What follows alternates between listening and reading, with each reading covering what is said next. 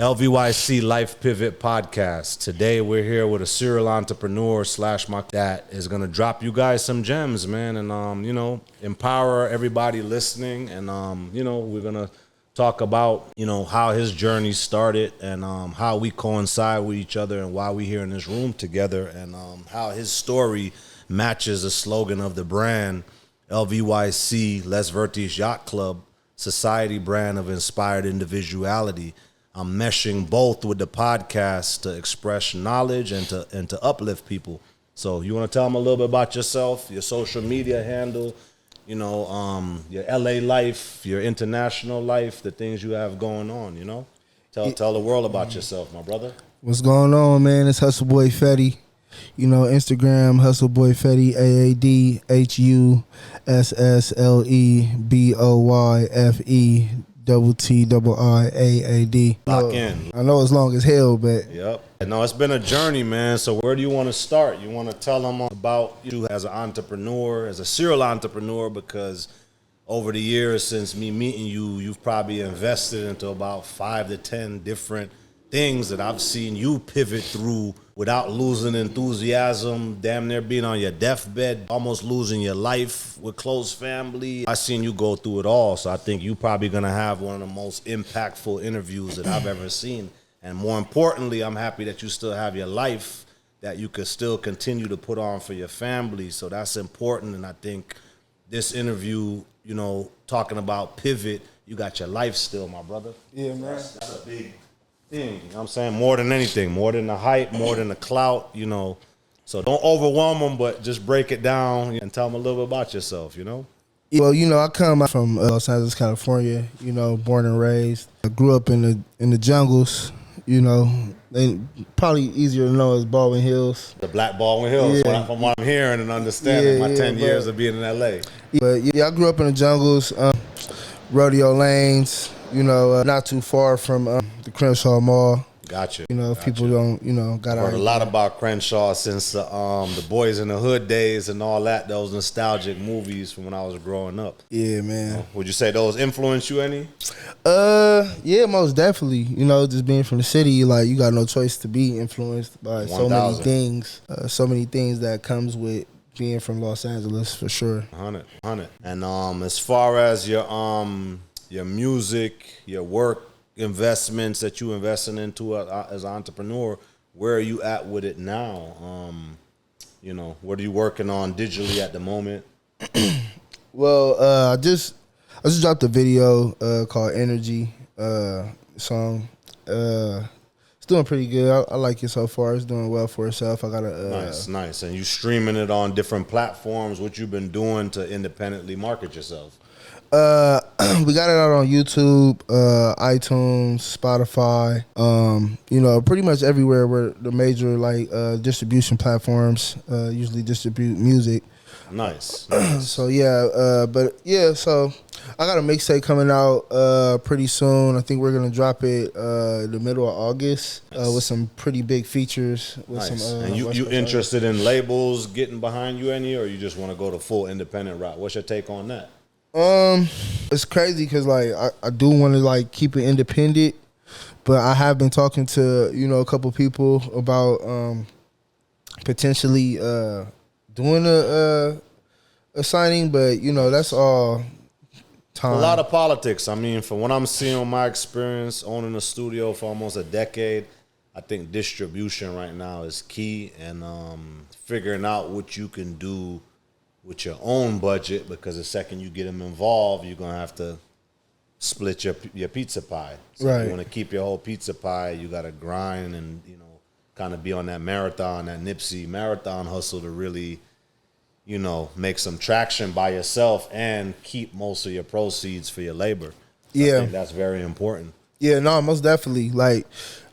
For the most part, I damn near am a fucking label myself when 100. I think of it. I've seen you do it all, from printing to distribution and everything. So that's key. Where do you get your inspiration from music wise? Who would you say you looked up to? What's the main artist you looked up to coming up? Where you get your raw inspiration from? Who you say? Well, I would, honest to God truth, I remember growing up as a kid, like always just feeling this big like fire for music, and then seeing my uncles do music, and he was just like always around the round table just writing for hours and hours. But at that time I was just super into sports. But what gave me that extra push to be like, man, you know, I think I probably can do this, I think it's when YG signed his first. Yeah, when YG first took off, I feel like when he got that deal, I just felt like the whole city just felt the whole change in movement. So I just felt like I would say you've seen him do it from nothing, right? So I feel like he gave me that like extra like push, like it's possible. And then you know, Drake, Lil Wayne, the legends, seeing their super success, seeing the development.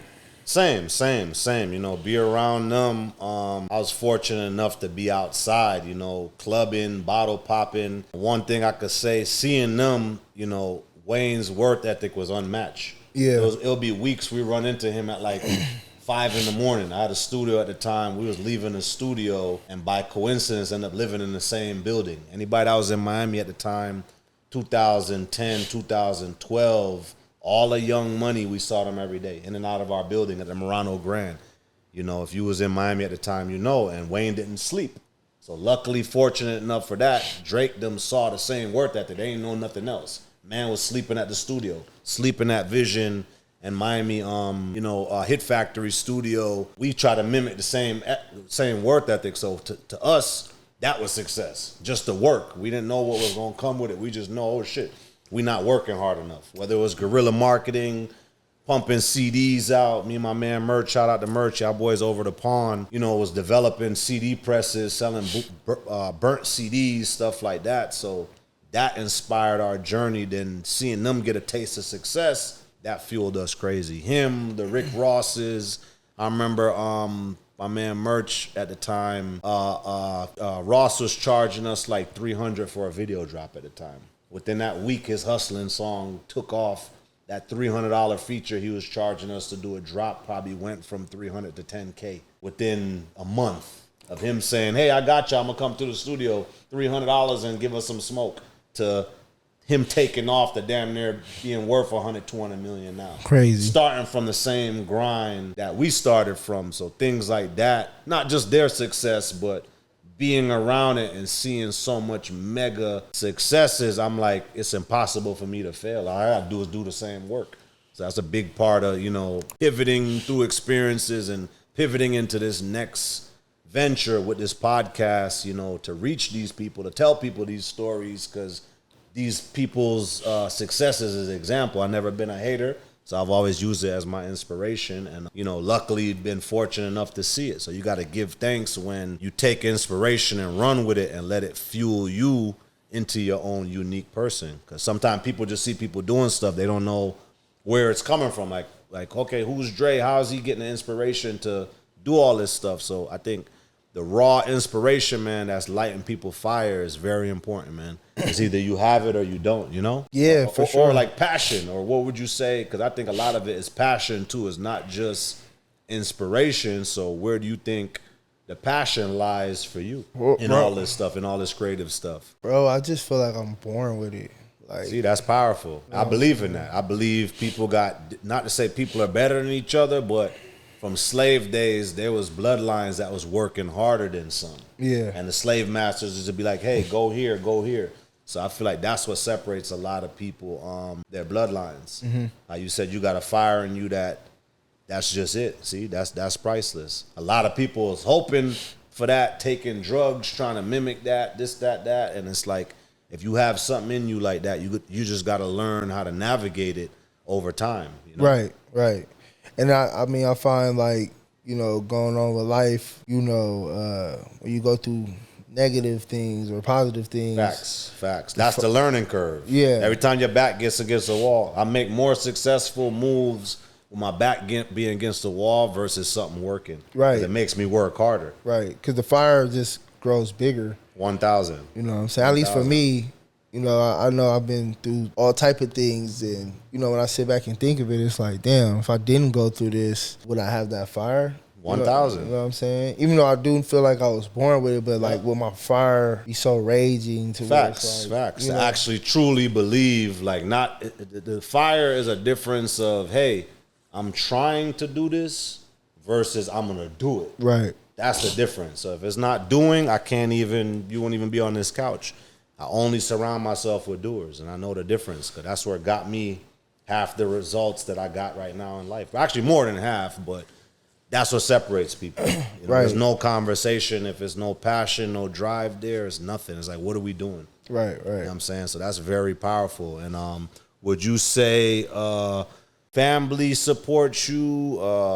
Money? Are you like where are you now with the journey? Are you driven for your family? Like, where do you get your day-to-day drive from? Well, I mean, of course, God first. But, you know, family, yeah. You know, when you got kids, I feel like it's different. It's different. I feel like everybody be like, okay, find your purpose in life, right? I feel like the biggest purpose in life is having kids. Facts. 'Cause what are you doing it for at that point? Right.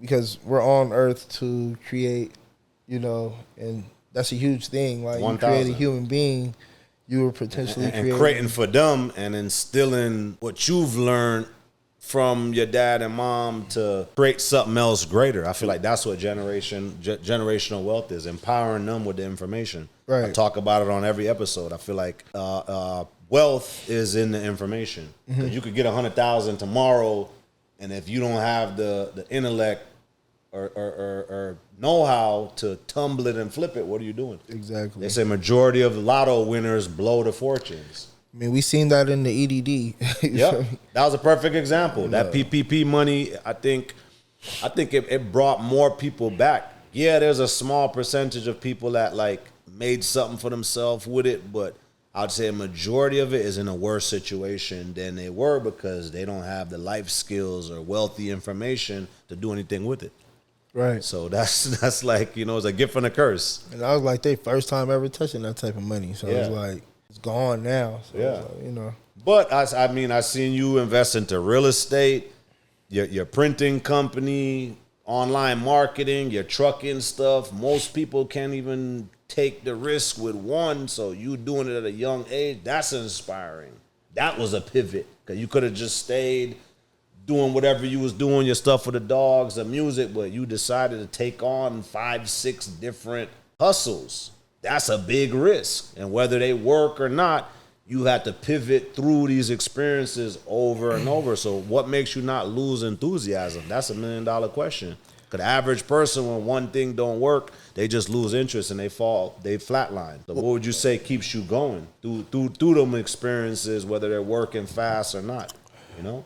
Bro, it's crazy, bro, because, like, you said the average person is just, like, I always, like, try to put myself, you know, in a humble state to where I don't, you know, have my head too big, but if I'm being genuinely honest, like, with myself and on the podcast, I just feel like I'm not an average person. See, that's where you separate.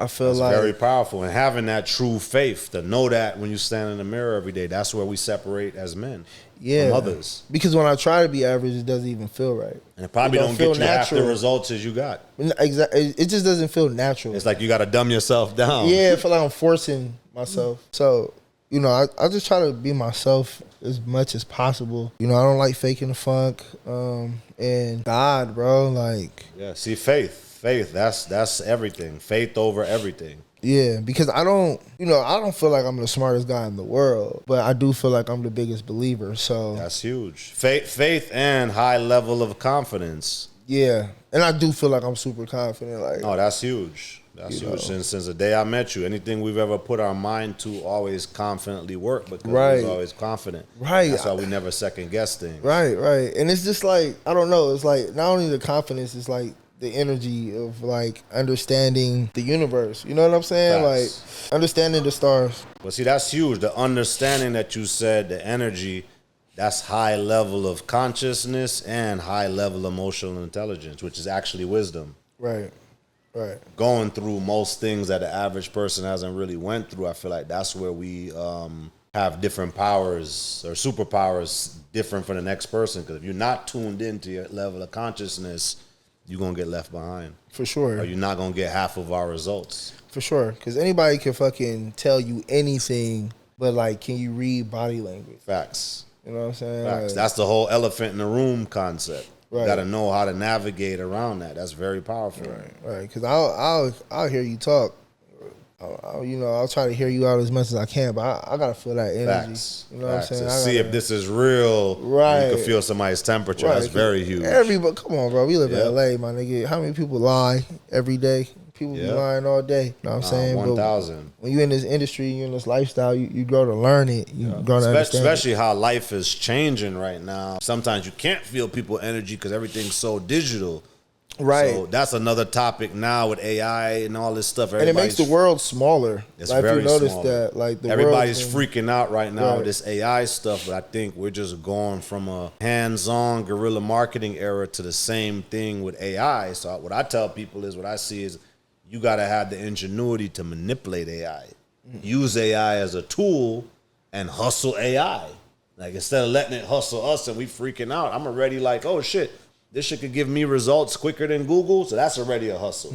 Oh, I need to put up a contract, something that Google probably take me 5 minutes. I probably got to look through 10 contracts, but I could tell AI specifically, hey, here's these themes, here's this, here's that, and it's very specific. Took my daughter to the doctor the other day, and the doctor said the young kids right now is a thing called Alpha Gen Z, not just Gen Z, but Alpha Gen Z.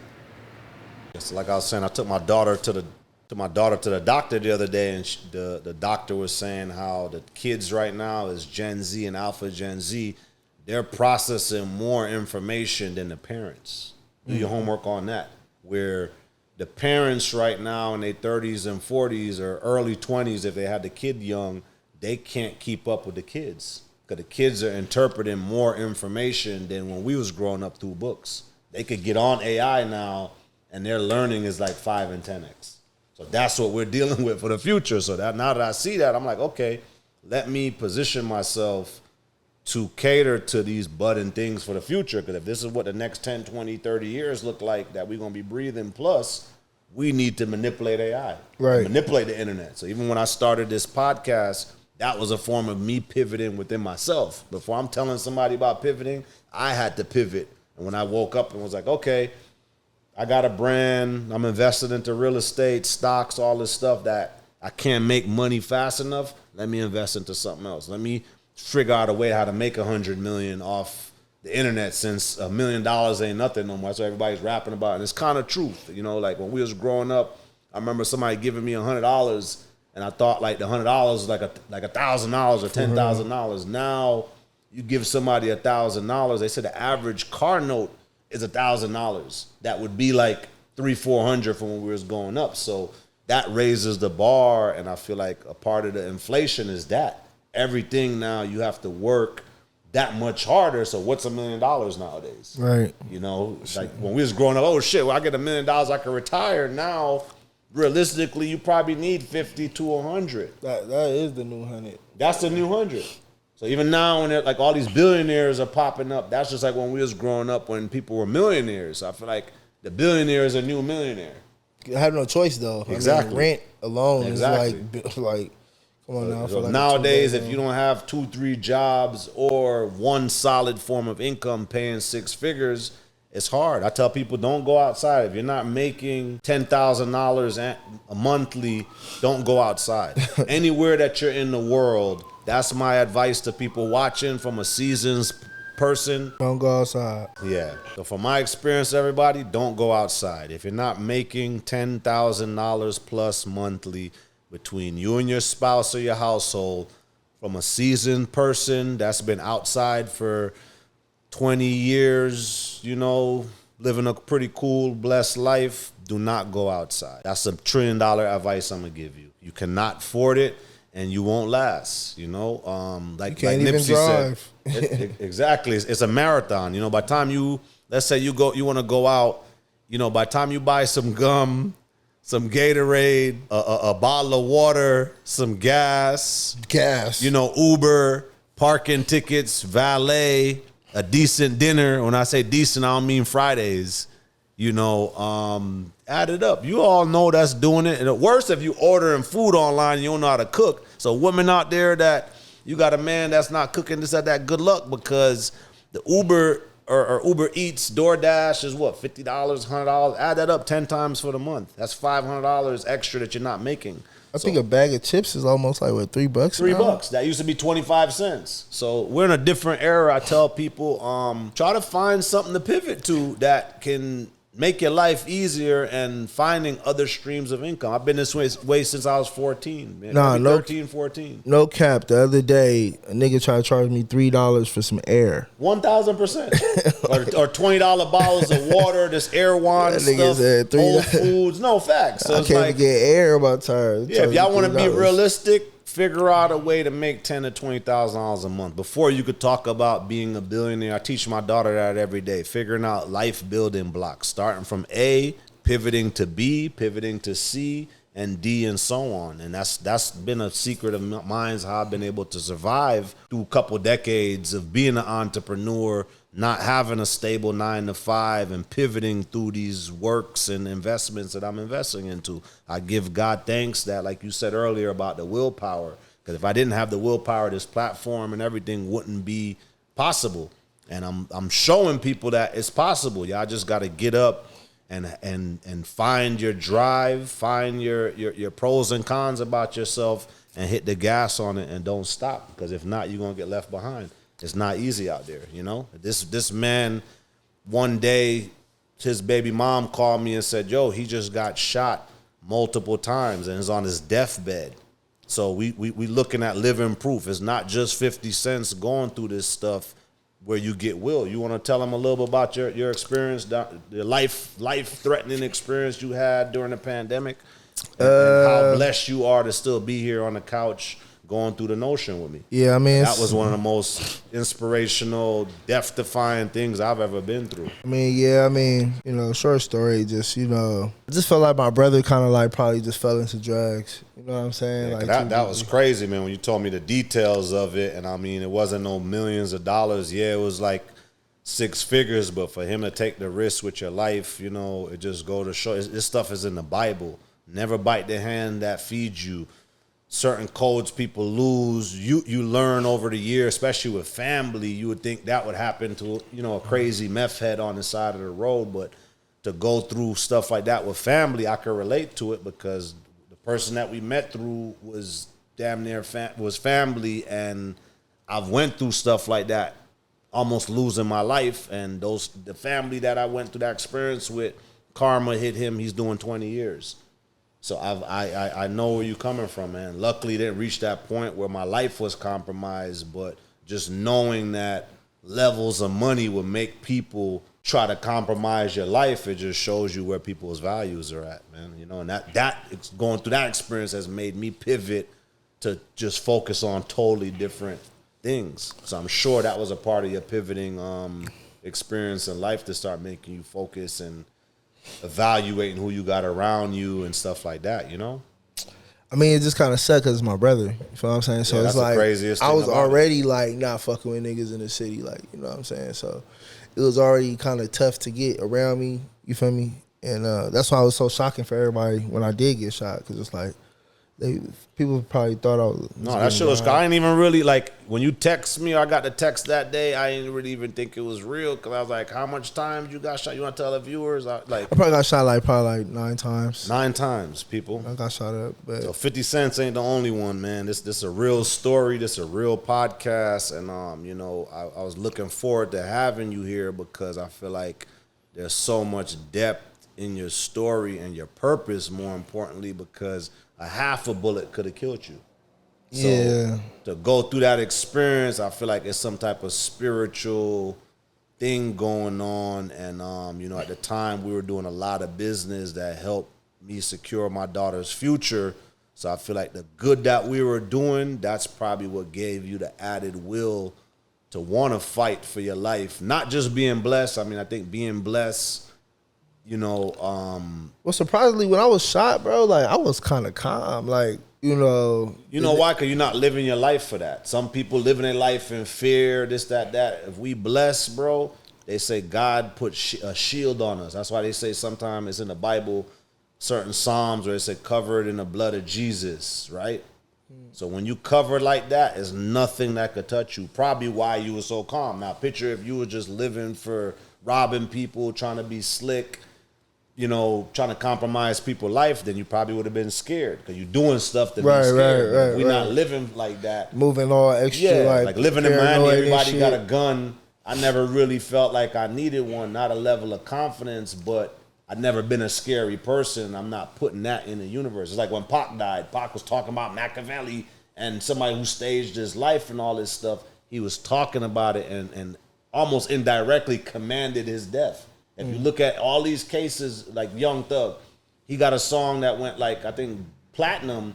Take that shit to trial. What's he doing right now? Taking his life to trial. So what people talk on and command, I feel like is very powerful, man. And that was a life-changing experience, even just for me, just seeing it go from one day to another to your baby mom calling me like, yo, Dre's on his deathbed. That was one of the most extreme things we were going through, but we were still making money too. We was making money through it. It was still making money on the bed. But I let you know how blessed. That's why I get these goosebumps right now, because that was the most important thing. We got families to still put on for. And at the time, you know, I'm a single parent with my 4 or 5 year old daughter at the time, running around LA. That was some of the craziest experiences I've ever went through in my life, to the point where I took my daughter to a casting down by you. We passed your exit. And because my daughter was with me sometime when I would come see you and the family and the dogs, she remembered. And she said, isn't this where your friend is with the dogs? We passed your exit going to a casting one morning. I swear to God, she got a deja vu. She got a photographic memory like me.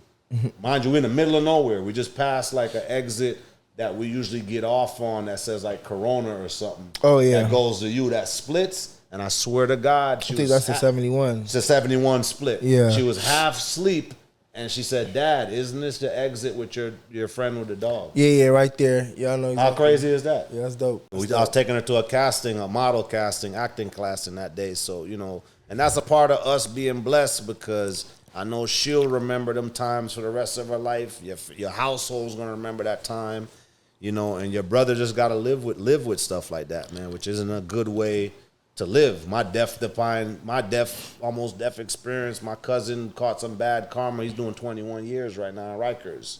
So that's the type of protection I got on me. Anybody that's ever went against me, this, that, they get the worst look. Yeah, for sure. On everything I love. You know, that's why they say sometimes people just give them enough rope to hang themselves. Now I understand. Nah, for sure. What that I can't wait to hand a nigga the rope. Yep. Rope. Here. That's what I do indirectly when I cut people off. I'm like, let karma deal with it. I cannot wait to give niggas rope, because niggas is just blessed. Like, when you know you blessed, I think first of all, like, you just gotta be genuine, my nigga. Yep. You gotta be genuine. Yep. You can't be screwing people you'll over. Get back genuine. Right. Like, you can't be screwing people over. You can't be having these fucking malice thoughts towards people. I mean, everyone has thoughts that comes to their brain. I'm assuming, you know, I don't know how everybody else think, but, you know, I know I have sometimes negative thoughts that come, and, you know, I have to brush that shit off, like, you know, and change it to positivity. Oh, 1,000. Like, even when we went through that experience with almost death, and then we went through the situation where you had the printing shop in downtown LA when they robbed you, I feel like that was another life-changing experience. And the first thing you confidently told me was, hey, Dame, I'm going to change location. I'm going to shift what I'm doing. And I think that was God giving you the insight to say, hey, I'm going to move and shift what I'm doing. Yeah, because, like, I was shot up. That was a crazy experience, too. Yeah, because I had just got shot up. You know what I'm saying? Like, what happened? Like, I got shot up in December, and I got out the hospital probably like January, because I was in there for a whole 6 months to a year. I remember you was like, man, I'm taking it light, and I think the chain was just so icy that, you know, these cats was starving here in LA. I think what it was I feel like it was an inside job of somebody I don't know. You know what I'm saying? Because they were behind my car for hours. You know what I'm saying? Wow. So, and I had a colostomy bag at that time. So it's like, nigga, my shit fulling up. And every time I'm lifeless damn near. Yeah. And every time I was in the shop and I would use the bathroom, like emptying out the bag, like it'll stink up the whole shop. You feel me? So I went around the corner to do that, and you know, that's when niggas came with a pepper spray, straps. But at that time, like, everybody was getting robbed. I remember. Like, the downtown, realest you niggas couldn't was even getting talk robbed. loud without something happening. Right, like the realest niggas was getting robbed. Yep. And I ended up, hustling up, getting all my shit back. You know what I'm saying? Because, I'm a hustler. But it did, like, it was just... It's an eye-opener. I mean, even when you guys, I would see y'all downtown and you're like, dang, man, you're not scared. And I'm like, bro, I grew up in Miami and New York. Between Miami, New York, and Jamaica, not saying it can't happen, but I done seen the worst. I know trust fund, I know degenerates, I know robbers, I know shooters, I know CEOs, I know club owners, and like you said, it's about just being genuine. Sometimes people know, they know who to play with. I think it was more so, you being weak and them seeing like, oh shit, I could take advantage, because if you was at 100%, it probably would have turned out another way. But nowadays with these weird gun laws, who knows, you could have risked your freedom. Yeah, I mean, shit, I'm most definitely, if I'm risking my freedom, because it kind of forced me in a situation where I have to stay on my... No, real talk. Like, that's how I feel about the gun thing. The last legit firearm I had in Florida, they stole it and took the car. And I'm grateful because I was like, you know what? Even having a legit firearm, I'm not somebody to play with. And if somebody put me in one of those situations, they're going to risk their life. You know what I'm saying? Yeah, so it's like, somebody's going to die. It's no joke. So I'm grateful. I'm grateful. If y'all listening, when y'all took my last firearm out of that Honda, the Acura that day at the Kimbo Slice fight in Sawgrass, I'm grateful. I'm grateful that y'all took that firearm, that Glock 40, out of my life, because it would have escalated, And the gun laws is different here in LA. It's not like the same stand your ground here. Somebody could evade you. You pull a firearm, and then you still risking 10 years. So I think that was the best thing that could have happened, because the protection took you out of downtown and you decided to pivot. So I'm actually grateful because you're still here on my couch. And we survived the pandemic. You was right. It was a scary time. I remember going to downtown, and it felt like the Wild Wild West. It was. Creepy. Remember nighttime, I wouldn't even really want to come see you at the store. Yeah, it was. But I mean, we were protected in there too, though, at all times. No, 1,000. I think what the difference is, like, it's now for me, you know what I'm saying, is just keeping it on me. No, facts. And then also being an entrepreneur, it's like, okay, well, let's use our brain at the same time. 1,000. Talking about police, get a CCW. You know what I'm saying? Yep. So, they made it legal, I think, now. I mean, easier. Yeah, it's different. It's different. I think they've seen everything, and it's going to be World War II if they don't, up the laws. But I think we just got to position ourselves around creative people like we've been doing. And like you said, just following vibes. The second we pick up on that type of energy, we separate. It's L.A. Yep. You know what I'm saying? It's the beginning of time. Yeah. Rappers, look at Pac and Big. That's a perfect example. And 100 other rappers that are getting robbed, extorted, that don't talk about this stuff, but it's a harsh reality as you're trying to elevate. And out here, it's just like, you got to just know people. You know 1,000. You got to know people. And, when you know the right people, a lot of things can't happen to you. But at the same time, being a man, you want to, defend yourself and stand on your own. No, 1,000%, man. I'm just grateful that we have a purpose, and you invested every last dime into other things, just like I did when we met. And I told you, a lot of things we're investing in is just fuel. There's a bigger purpose. So I'm happy that we went through these experiences, because that's what levels us up. Always. I was going through stuff like that at 14 to 21, risking jail, risking my life. And I'm grateful that I jumped off the porch early, probably at 14, anybody that knows me, and I was experiencing them things early. So it made me separate from people. It made me a loner, but I learned it gave me strength, So now I'm like, okay, unless you're doing something creative and we getting money together, I don't socialize. I could be the nicest person. I could be a nice asshole at the same time.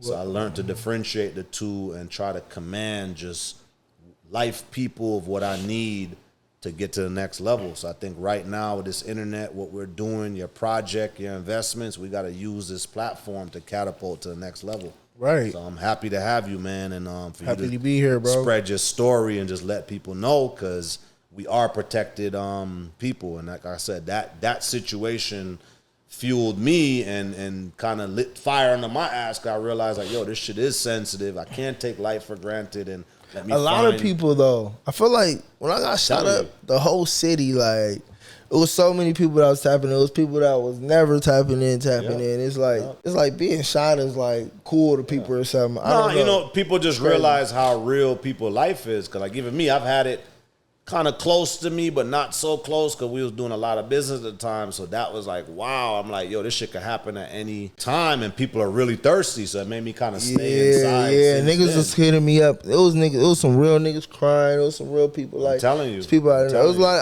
I guess it was like impactful. You know what I'm saying? I'm telling you, we'll look at this 10 years from now, 20 years from now, like, yo, that shit was history. Even the day that Nipsey died, I remember like, just driving through LA, people mourning. Super impactful. Yes, so you got to touch me kind of hard though. I'm telling you, it's history. Even the business that we were doing, the things we had invested, like all of that could have folded. It literally went up for a year or two where I was able to purchase real estate. Right, bro. I'm not gonna lie. That same day I got robbed was the same day. You feel me? Everything kind of shut down for us. I remember. It was just like that day, and that's life, and that's a pivoting experience. It's like a little kid when you gotta like shake him up, or you got a pit bull. That only way he gonna listen if you shake him up. Right. That's life. And no cap, that day, like I dead ass lost 130,000. I remember. You feel me? I remember that blood, sweat, and tears that we had to put in work for, hand over fist. That's what I tell people. Those pandemic days, I was driving to downtown 2-3 times a day.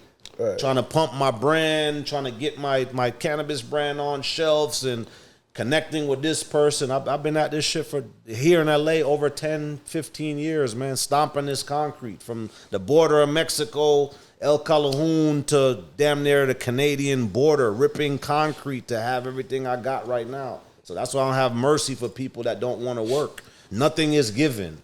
You seen me do it, not only by myself with my 3-year-old daughter at the time. You was hustling with your daughter. Come on, man.